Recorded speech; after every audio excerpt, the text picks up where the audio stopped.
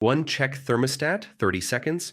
4. Set mode to cool. Set fan to auto, not on. Lower temperature 3 to 5 degrees below room temperature.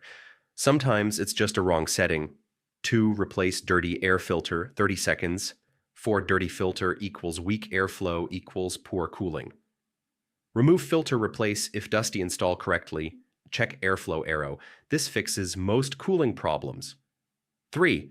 Check outdoor unit, 30 seconds. 4. Turn off power. Remove leaves and debris. Keep 2 feet clear around unit.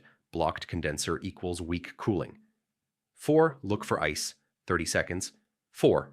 If you see ice, turn off AC. Let it fully thaw. Replace dirty filter. Restart system. If ice comes back, arrow call technician. Quick extra checks, open all vents, remove furniture blocking airflow, close windows and doors, use ceiling fan to circulate air. When to call a pro call, HVAC technician if AC runs, but air stays warm, breaker keeps tripping, ice keeps forming. You suspect low refrigerant check mark.